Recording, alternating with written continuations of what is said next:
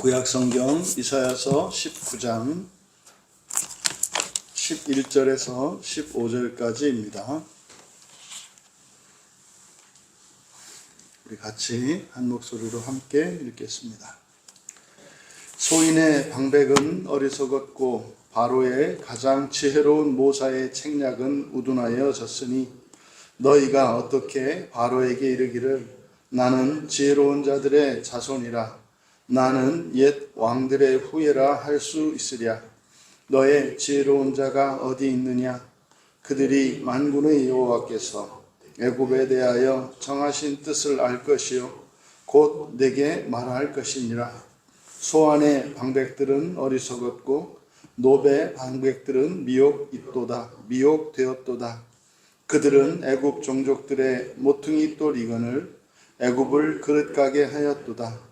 여호와께서 그 가운데 어지러운 마음을 섞으셨으므로 그들이 애굽을 매사에 잘못 가게 하니 취한 자가 토하면서 비틀거림 같게 하였으니 애굽에서 머리나 꼬리며 종려나무 가지나 갈대가 아무 할 일이 없으리라. 아멘. 애굽의 모퉁이 돌과 성령이라는 제목으로 말씀의 은혜를 나누고자 합니다. 사랑하시는 여러분, 고대 세계에서의 지금 이 애굽은 오늘날 이 세상의 강대국으로 일컬어지고 또 이것은 또 기업이 되었던 가정이 되었던 개인이 되었던 교회가 되었던 다른 사람들이 보기에 부족함이 없는 그 누구보다도 강하고 부강한 그리고 부유한 그러한 환경을 가진 사람, 나라 또는 모든 공동체, 교회, 가정, 개인을 의미합니다. 역사적으로 애굽은 4대 문명 발상지 중에 하나이지 않습니까? 그리고 현대의 기하학자들도 또 과학자들도 만만히 생각할 수 없는 놀라운 문명과 문화를 발전시켰던 나라입니다. 그리고 정말 그 당대 최고의 수학, 천문학, 의학, 엄청난 그런 지혜의 제국이었죠. 게다가 어제도 우리가 나누었던 것처럼 경제적으로도 굉장히 풍요로운 그런 나라였습니다. 그래서 우리나라에서 예전에는 그랬죠. 사람은 나면 서울로 보내고 말은 나면 제주도로 보내라 이런 이야기들이 있었던 것처럼 애굽이라는 곳이 그랬죠. 사람이 지혜를 얻고자 한다면 그리고 성공하고자 한다면 애굽으로 가야 한다고 믿었습니다. 그런데 지금 우리가 살펴보고 있는 이사야서 19장에서는 그 애굽의 멸망에 대한 예고와 함께 왜 그 애굽이 멸망하게 되었는지를 이사야 선지자의 말씀을 통해 우리들이 교훈을 얻을 수가 있습니다. 그렇게 사실은 당시에 이사야 선지자가 선포하고 있는 그때 당시의 상황으로는 현실성 없고 굉장히 황당하고 충격적인 선언입니다. 더더군다나 애국과 같이 그렇게 지혜로운 자들이 많은 나라를 향해서 너희의 지혜로운 자들이 어디 있느냐, 너희의 지혜자가 어디 있느냐, 이렇게 약간 조롱 섞인 듯한 그런 말씀을 합니다. 사실상 이사야가 보기에는 이제 현재의 이 애굽이 당하게 될 미래의 관점에서 보면 겉은 화려해 보이는 대제국이었습니다만 그 속은 이미 술 취해서 비틀거리는 사람과 같이 보여졌습니다.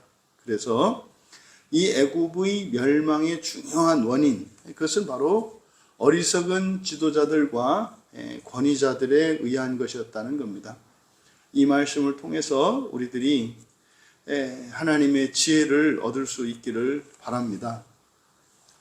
11절과 먼저 13절을 보시면 이사야는 애굽의 도시에 핵심 도시인 소안과 노브의 지도자들을 지목합니다. 이 소안과 노브는 애굽을 굳이 이렇게 나누어서 북쪽과 남쪽으로 나눈다면 실제로 애굽의 가장 번성하고 그리고 가장 큰 도시가 이 소안과 놉입니다.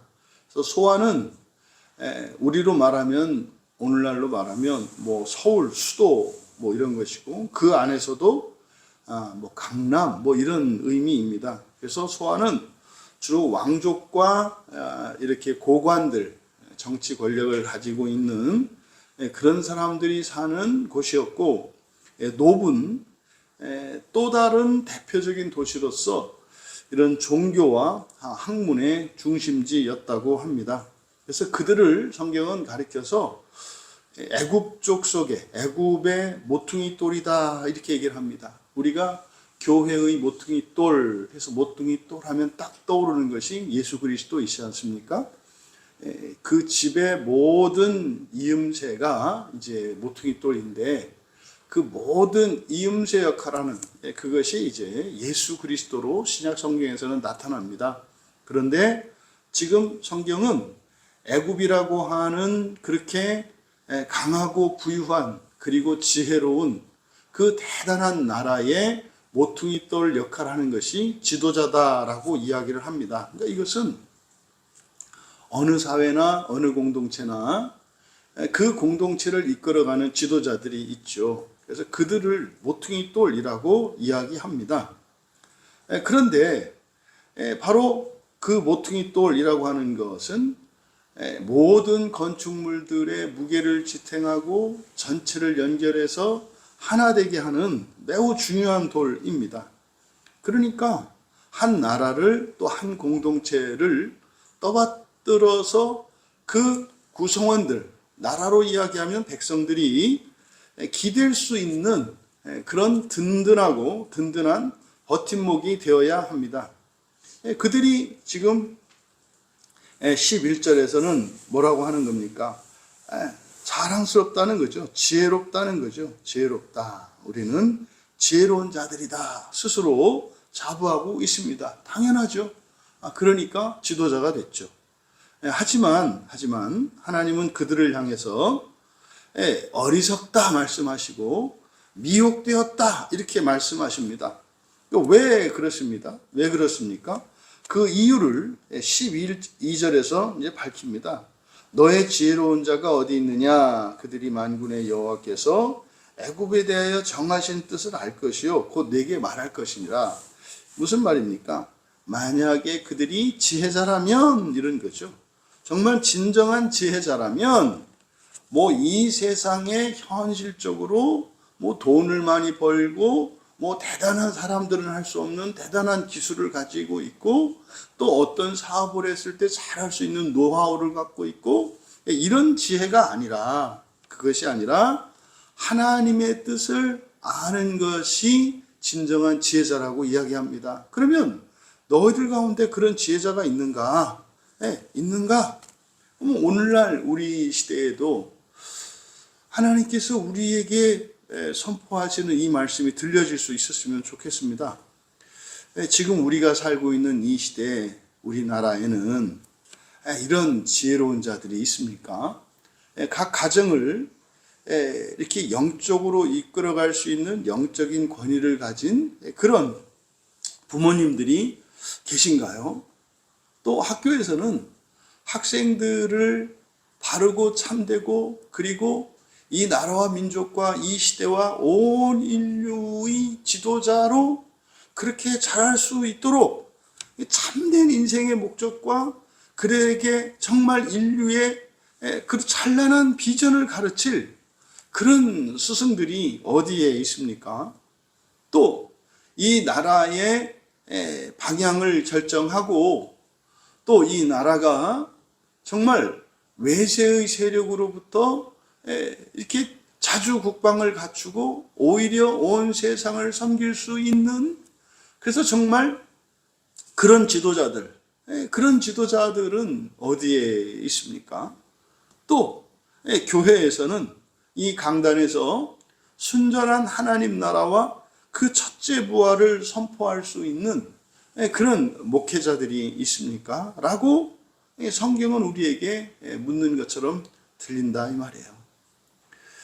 여러분, 오늘 정말 이 말씀이 스스로 지혜롭다 여기며 살아가고 있는 애굽의 사람들 못지않은 오늘날 우리 자신들에 대해서 바로 모퉁이돌 역할을 해야 되는, 또 그 모퉁이돌 역할을 하기 위해서 준비되어야 하는 우리들임에도 불구하고 결국 우리 자신도 속고, 그래서 결국은 우리가 원하는 그런 선한 일들과 의미 있는 인생을 살지 못하고 오히려 자신도 속고 다른 이들에게 해를 끼치며 오히려 다른 이들을 멸망의 길로 인도하는 그런 부모요, 그런 스승이요, 또 그런 지도자들이 아닌지 우리들이 돌아볼 수 있는 그런 시간이 되기를 바랍니다.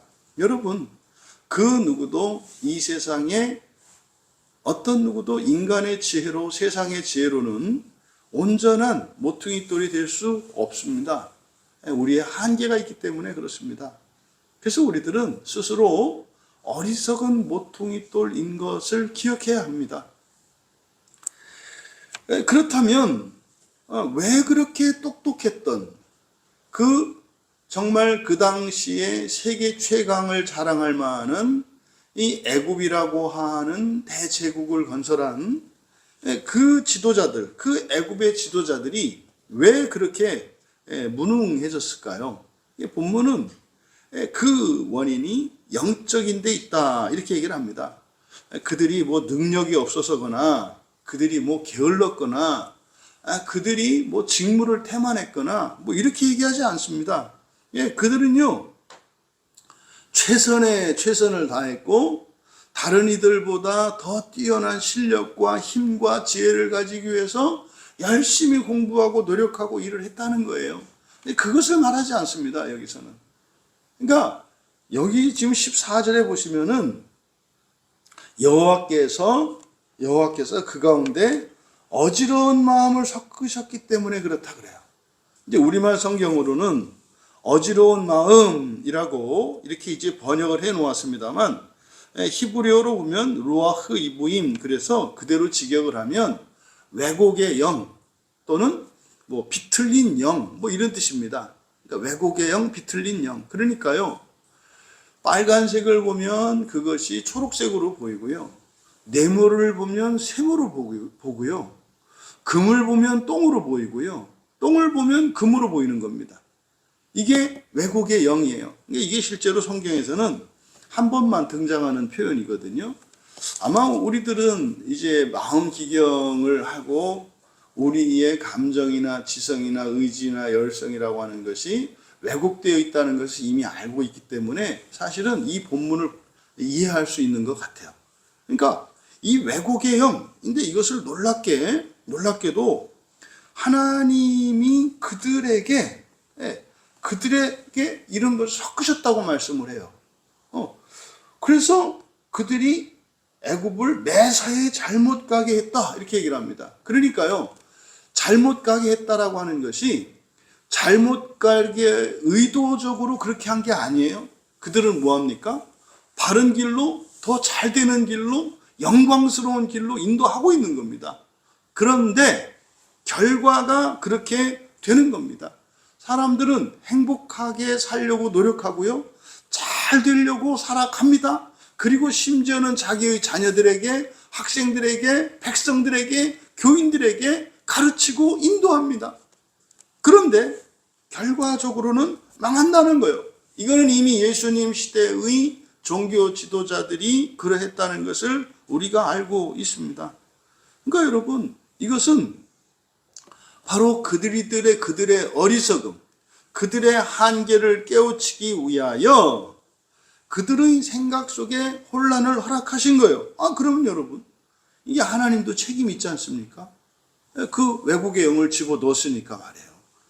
그러니까 이게 그러면 어떻게 이걸 해석해야 될까? 놀라운 사실은 이게 이제 죄의 결과인데, 죄의 결과라는 게 죄가 있기 때문에 그랬다라는 뜻이 아니라 죄 있는 줄 알면서도 그 죄를 극복하려 하지 않고 죄 있는 상태를 최선의 상태로 여기고 살아가기 때문이라는 뜻이에요. 이 본문을 살펴보면서 깨달은 게 뭐냐면 로마서가 이 로마서의 배경이 된 것이 이사야서 19장이겠다는 생각을 하게 됐어요. 왜냐하면 여기 지금 우리말 성경에 어지러운 마음이라고 번역한 이것이 성경의 구약 성경에서는 딱 한 번 사용된 거라 그랬잖아요. 그럼 이것을 이제 번역한 헬라어 70인역 성경에 이 본문과 연결되는 구절이 어디냐면 로마서 1장 28절이에요. 그들이 마음에 하나님 두기를 싫어하며 하나님께서 그들을 상실한 마음대로 내버려 두셨다. 그래서 합당하지 못한 일을 하게 하셨으니 똑같은 말씀이에요. 그러니까 로마서라고 하는 편지는 로마에 있는 교인들한테 주는 거거든요.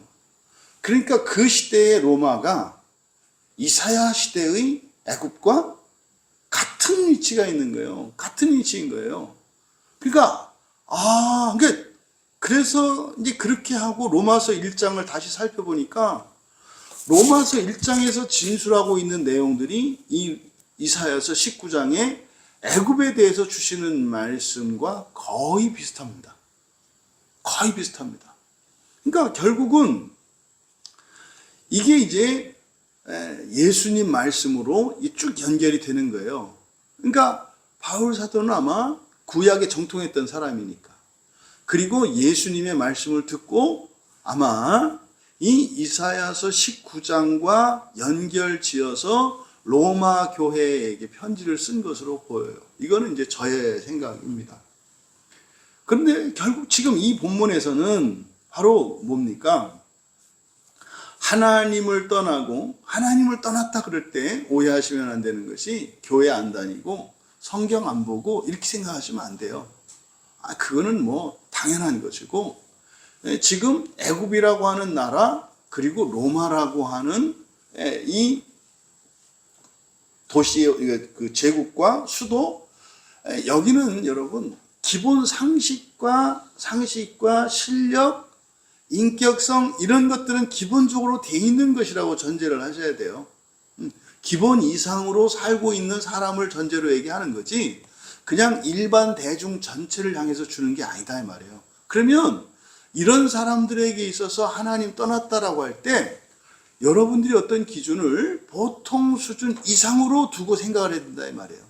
그러니까 엉망진창인 이런 사람들에게 하나님을 떠났다라고 할 때는 도덕도 양심도 상식도 없는 이런 사람인 거고요.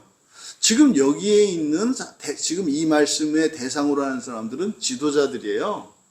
공부도 할 만큼 한 사람들이고요. 그리고 리더십도 있고 자기들이 가지고 있는 자기들의 분야에 대한 전문적 지식도 있고 재산도 권력도 힘도 있는 사람들입니다.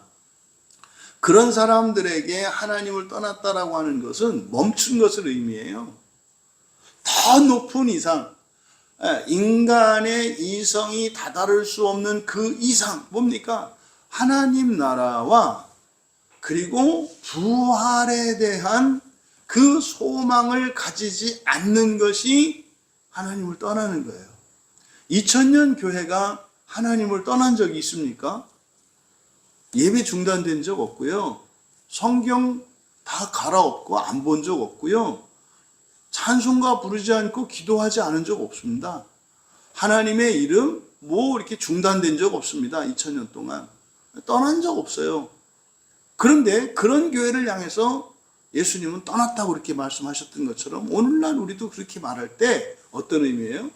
하나님 나라를 향한 여정을 중단한 것을 말해요.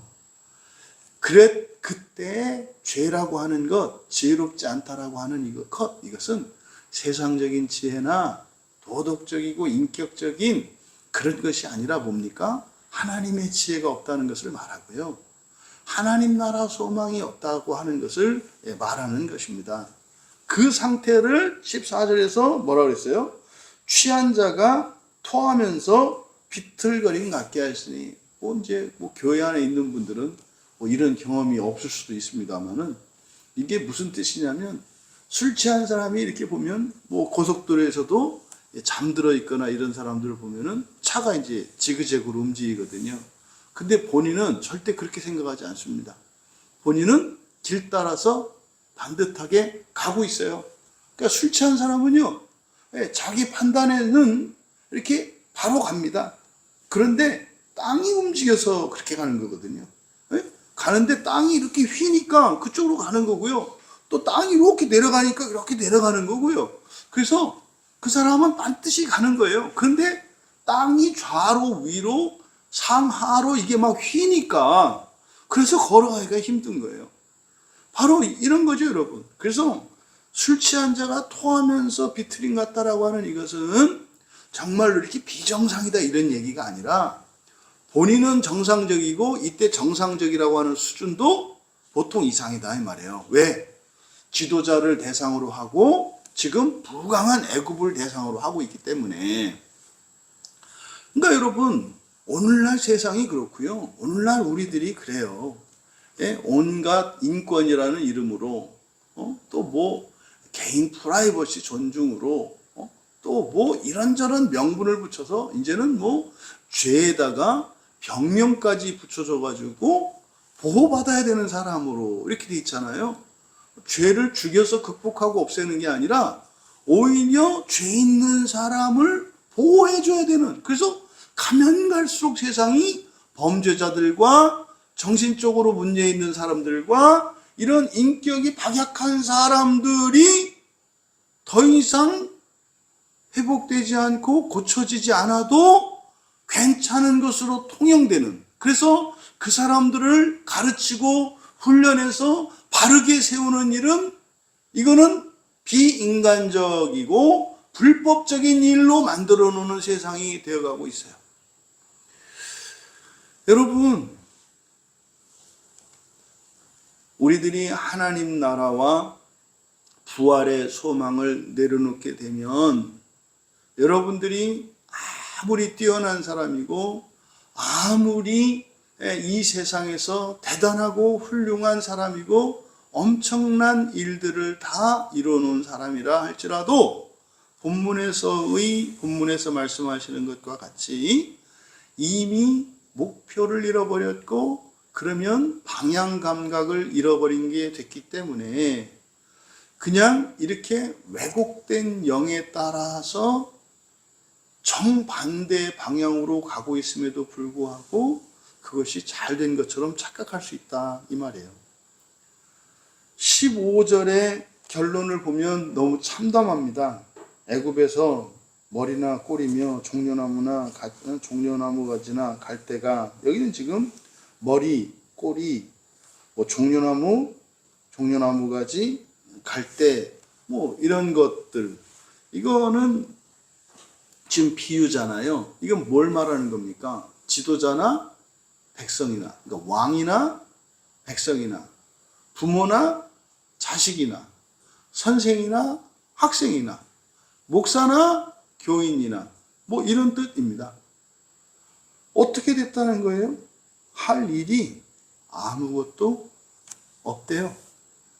할 일이 아무것도 없대요. 어른도 할 일이 없고, 아이도 할 일이 없고, 나라 지도자도 할 일이 없고, 국민도 할 일도 없고, 선생님도 할 일도 없고, 학생도 또 할 일도 없대요. 그러니까요, 이거는요, 바로 인간의 힘으로는 사실상 이 무질서와 혼란과 멸망을 향해 치닫고 있는 이것을 해결할 수 없다는 것을 깨우쳐 주시는 거예요. 안 되는구나. 그렇게 해서 되는 게 아니구나. 공부 열심히 한다고, 일을 많이 하고, 다른 사람들보다 뛰어난 지식과 자격을 갖추고 고매한 인품을 갖는다고 해서, 돈이 많다고 해서, 행운이 따라왔다고 해서 이게 되는 게 아니구나. 이것을 깨닫게 된다는 거죠. 여러분, 우리가 이러한 상황에 다다르기 전에 우리 자신의 한계, 인간의 한계, 이 세속성의 한계를 깨달을 수 있게 되기를 바랍니다. 그러니까 우리의 소망은 어디에서 오겠습니까? 그걸 깨닫는 데서 오겠죠. 그러면 그거를 깨달을 수 있게 하는 게 바로 예수님께서 요한복음 16장에서 이 세상을 떠나 하나님 나라로 가시는 중요한 목적이 진리의 영을 보내시기 위한 거라고 했어요. 이 진리의 영은 그러니까 바로 무엇과 지금 이사야 선지자가 예고했던 이 왜곡의 영으로 인해서 갈팡질팡할 수밖에 없는 그들을 바른 길로 나아가게 하기 위해서는 바로 진리의 영이신 성령이 오셔야만 된다는 것을 가르쳐 주시는 겁니다. 여러분, 이 세상의 모퉁이 돌은 다 무너졌습니다. 지구를 주름잡았던 제국들은 다 무너졌다 이 말이에요. 그리고 인류사에서 사람들에게 존경받고 숭상받는 대단한 천재들과 위대한 위인들 다 저물었습니다. 또 그들의 사상과 그들의 주장들은 어느 정도는 사람들에게 영향을 미치지는 않지만 절대적이지 않습니다. 우리는 그걸 다 알고 있습니다. 그래서 여러분, 우리의 소망은 바로 산돌이신 예수 그리스도, 그리고 우리의 보혜사이신 또 다른 보혜사이신 성령만이 우리에게 유일한 소망이 됩니다. 그러면 구체적으로 로마서 12장 2절에서 너희는 이 세대를 본받지 마라. 이 세대는 뭐겠어요? 이사야가 말한 바로 왜곡의 영이죠. 오직 마음을 새롭게 함으로, 이때 마음이 누스라 그랬지 않습니까? 우리의 지성을 새롭게 함으로 변화를 받아 하나님의 선하시고 기뻐하시고 온전하신 뜻이 무엇인지 분별하도록, 똑같은 말씀이죠.